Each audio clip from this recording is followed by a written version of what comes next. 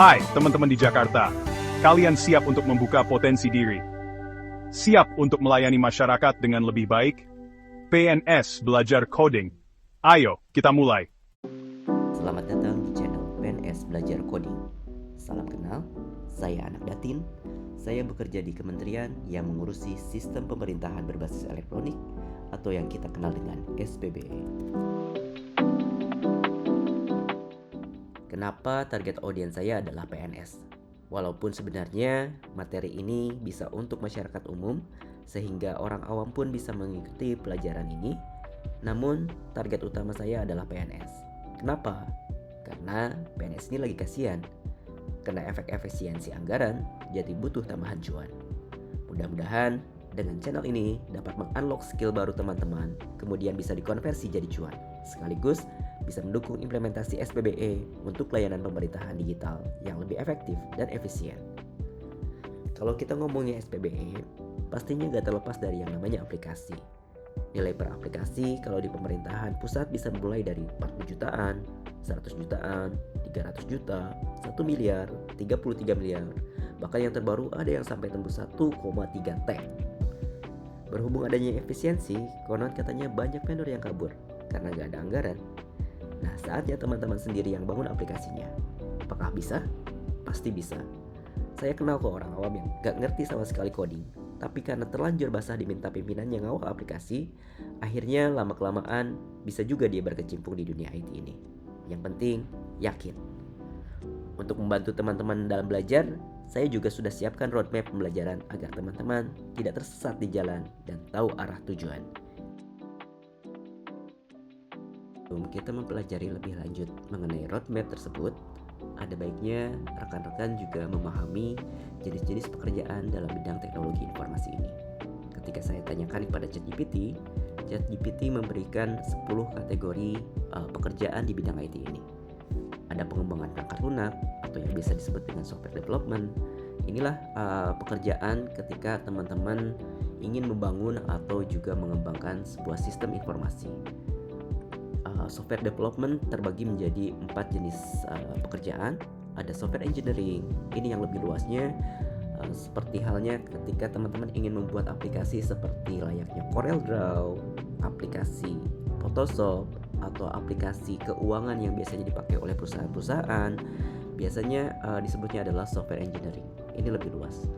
Kemudian ada yang lebih spesifiknya lagi, ada web developer, di mana pengembangan aplikasi hanya terbatas pada sisi website, dan ini yang paling banyak dipakai oleh seluruh instansi. Kenapa? Karena dengan adanya internet dan juga bermodalkan browser seperti Chrome, Firefox, atau Internet Explorer, maka semua aplikasi, semua instansi itu bisa terhubung. Jadi hanya memanfaatkan jaringan dan browser saja, semua instansi, sebuah unit bisa terhubung. Lebih murah. Kemudian ada yang lebih ke mobile developer. Mobile developer ini lebih ke arah HP, aplikasi HP Android maupun iOS. Dan ada yang keempat adalah game developer. Jadi teman-teman yang ingin membuat sebuah game, jenis pekerjaannya adalah yang seperti ini. Kemudian yang kedua ada manajemen data dan basis data. Ada database administrator, jadi kita mengelola dan mengoptimalkan database. Kemudian data engineer, jadi ketika database sudah banyak, bagaimana caranya mengintegrasikan datanya, membagi peran antar database dan lain sebagainya, ada di data engineer. Kemudian ada data scientist, ini yang sedang naik daun. Jadi ketika banyak Tokopedia, kemudian e-commerce yang lainnya, mereka biasanya merekrut seorang atau beberapa orang data scientist. Jadi mereka coba mengkalkulasi atau memprediksi sebuah kejadian. Atau di dunia pemerintahan, misalkan Kemenq dengan bea cukainya ingin memprediksi sebuah barang 2 tahun atau 3 tahun ke depan, biasanya di data scientist ini. Kemudian ada business intelligence analysis. Ini biasanya digunakan untuk membantu pengambilan keputusan. Kemudian di kategori keamanan cyber, ada cyber security analyst untuk melindungi sistem dari serangan cyber. Ada pentest, biasanya hacking ada di sini. Kemudian ada security engineering, ada forensic analysis. Forensic analysis ini biasanya ketika si sistemnya sudah terserang dan kita ingin menganalisis siapa yang menyerang, kemudian apa yang diserang, di mana letak sumber masalahnya, itu biasanya di forensik ini. Kemudian ada jaringan dan infrastruktur. Di network engineer ini bagaimana misalkan teman-teman ingin mengkoneksikan gedung 1 dengan gedung 2 dengan jaringan yang khusus. Nah, biasanya di network engineer. Kemudian ada sistem administrator, ini yang lebih ke pengelolaan server dan TI perusahaan. Jadi kalau misalkan server teman-teman down, biasanya ke sistem administrator. Ada cloud engineer, ada DevOps engineer. Ketika teman-teman ingin mengoptimalisasi ketika codingnya udah beres, bisa langsung ke tahap deploy atau langsung ditampilkan ke user, itu biasanya di DevOps ini. Kemudian untuk yang suka dengan AI, ada di machine learning, AI researcher, dan computer vision engineer.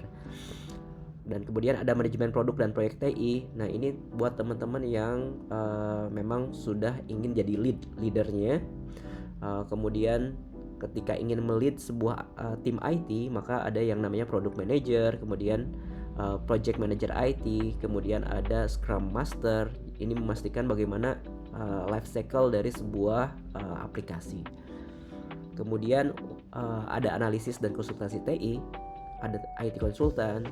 Ini berhubungan juga sama manajemen produk. Kemudian ada bisnis analisis, sistem analisis, dan lain sebagainya.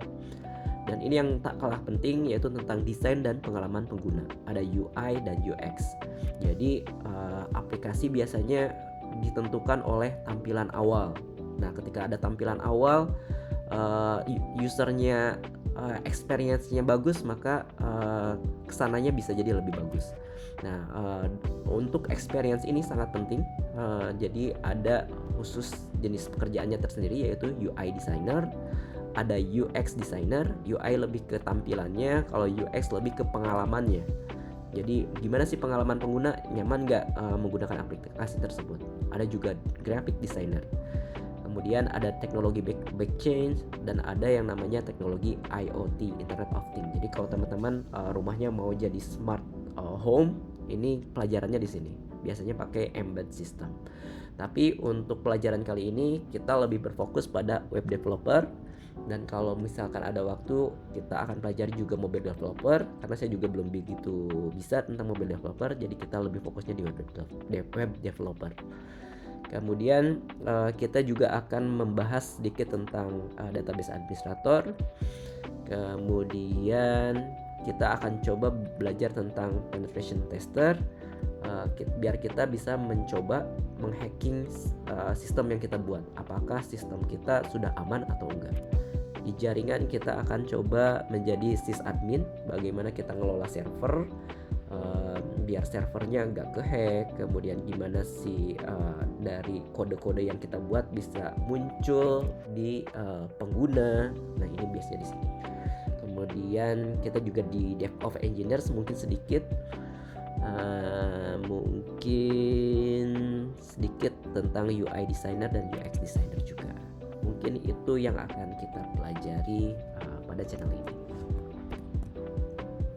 Jika teman-teman ingin lebih mengenal jenis-jenis pekerjaan ini, teman-teman bisa lebih lanjut tanya ke ChatGPT agar waktu tutorial kita tidak terlalu memakan waktu. Misalkan apa bedanya software engineering, web developer, mobile developer, game developer, apa saja bedanya. Nanti ChatGPT akan memberikan penjelasan dan juga kesimpulannya seperti apa. Ya, selamat mencoba menggali lebih dalam mengenai jenis pekerjaan TI.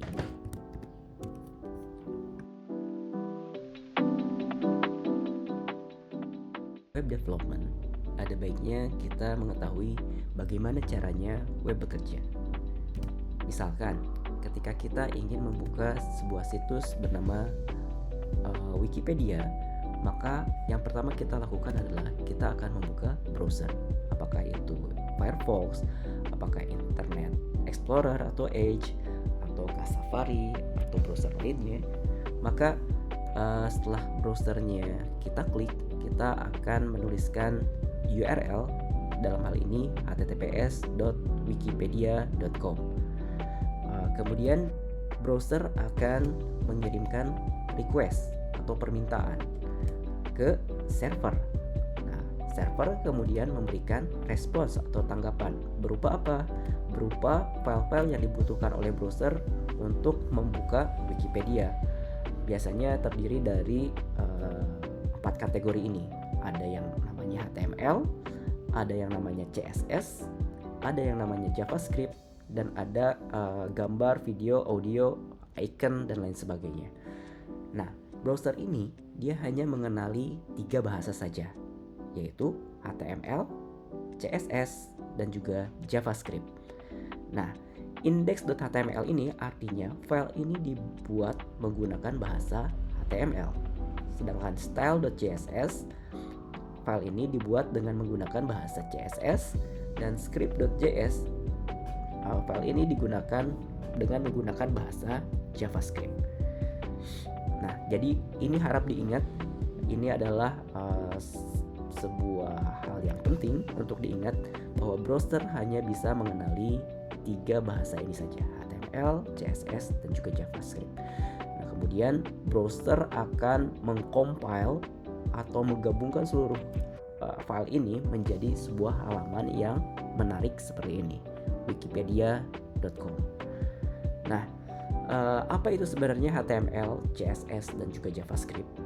Kalau kita ibaratkan ketika kita ingin membangun rumah, HTML adalah ketika kita membangun dari awal. Dari kita bangun dulu batanya, batu batanya disusun, kemudian dibuat berapa ruangan, ada ruang tidur, ruang makan, ada pagarnya, dan lain sebagainya. Nah, kalau di website berarti kita juga membangun websitenya itu ada headernya, ada footernya, kemudian ada paragrafnya, ada formulirnya, dan lain sebagainya. Kemudian apa itu CSS? CSS kalau diibaratkan membangun rumah adalah interiornya. Jadi ketika kita ingin memilih warnanya bagusnya biru sih atau hijau nih. Kemudian butuh ada yang namanya lampu hias nih. Lampu hiasnya ditempatkan di sebelah kanan nih. Nah, itu adalah tugasnya CSS. Kalau misalkan di halaman Wikipedia ini, CSS bisa kita lihat dari warna tulisannya, kemudian bentuknya, dia mengelilingi dari globenya, kemudian ada tombol warna biru dengan icon untuk searchingnya. Nah, itu adalah tugas-tugas CSS. Jadi dia mempercantik halaman. Sedangkan apa itu JavaScript? JavaScript bertugas untuk sifatnya. Misalkan ketika kita membuat sebuah bangunan, saya sudah pasang lampu dengan sensor cahaya. Seandainya lampu gelap, seandainya di luar gelap, maka lampu akan secara otomatis menyala. Atau misalkan pagar, ketika pagar terbuka selama 10 detik, maka otomatis pagarnya akan langsung tertutup. Kalau kita masukkan ke halaman web, misalkan JavaScript berguna ketika kita misalkan mengklik tombol. Ketika klik tombol maka muncul sesuatu. Atau ketika kita klik tombol masukkan item ke keranjang, maka keranjang kita bertambah dengan item yang kita pilih. Itu fungsi dari JavaScript. Nah, jadi sekali lagi browser hanya mengenali 3 bahasa ini saja. Kembali lagi ke awal, ketika kita mengklik kita menuliskan https://www.wikipedia.com, kemudian mengirimkan request ke server. Sebenarnya server mengolah menjadi 2 kategori. Ada yang namanya static website, ada yang namanya dynamic website. Apa bedanya? Static website itu adalah website yang ditulisnya dengan 3 bahasa ini saja tanpa ada bahasa yang lainnya. Dan halamannya cenderung statik. Jadi misalkan landing page sebuah perusahaan yang nggak pernah diupdate biasanya cukup hanya menggunakan HTML, CSS, dan JavaScript. Beda halnya dengan dynamic website. Jadi dia butuh yang namanya konektivitas dengan database. Jadi misalkan saya butuh hasil evaluasi RB tahun 2023, maka dengan bahasa PHP atau Python atau Node.js saya membuat koneksi ke database dan meminta data yang saya butuhkan, yaitu evaluasi RB 2023 atau evaluasi Sakib 2023 atau evaluasi Z zona integritas 2023. Kemudian ketika database-nya sudah tersedia, maka dikembalikan lagi ke PHP, Python, dan Node.js. Nanti PHP, Python, dan Node.js itu akan mengkompilasinya kembali dan membuat file berupa file index, ada HTML-nya, ada CSS-nya, dan juga JavaScript-nya, kemudian diresponkan kembali ke browser. Jadi static maupun dynamic hasil akhirnya adalah sama HTML, CSS, JS, atau gambar-gambar video audio lainnya. Yang membedakan adalah ketika static itu adalah isinya cenderung statis, sedangkan dynamic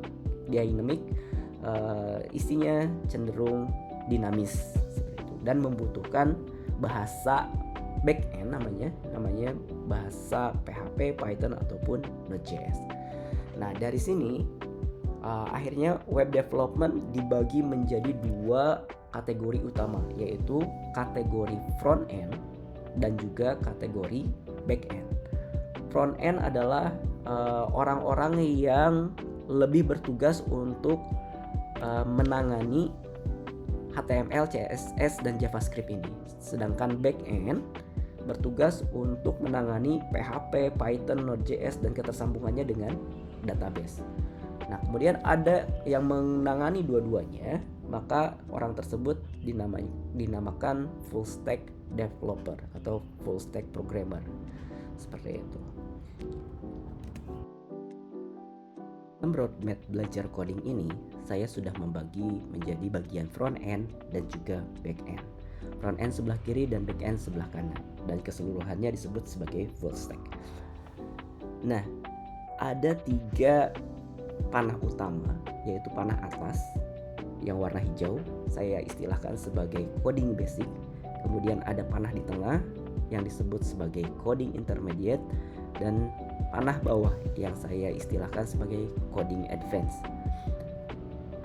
Dari setiap panah tersebut terdapat checkpoint. Teman-teman bisa belajar HTML basic di checkpoint pertama, kemudian di checkpoint kedua ada CSS basic, dan checkpoint ketiga CSS responsive, dan keempat ada JavaScript basic. Untuk teman-teman yang ingin mempelajari website static, teman-teman harus pelajari 4 ini saja. Dengan 4 ini saja, teman-teman sudah bisa membuat sebuah halaman website berupa landing page sebuah perusahaan. Jadi misalkan ada perusahaan yang ingin membuat halaman web, teman-teman bisa ambil proyekan itu. Cuman masalahnya adalah ketika ingin mengubah kalimat atau nomor telepon, si perusahaan harus menghubungi teman-teman karena mengubahnya harus langsung dari HTML-nya, gak bisa lewat formulir. Beda halnya kalau teman-teman ingin membutuhkan konektivitas dengan database, maka teman-teman harus pelajari sampai sini. Nah, kalau sampai sini teman-teman sudah bisa membuat website seperti website misalkan perpustakaan. Kita bisa minjam buku, mengembalikan buku hilang, beli buku, dan lain sebagainya. Ada konektivitas dengan database dasar.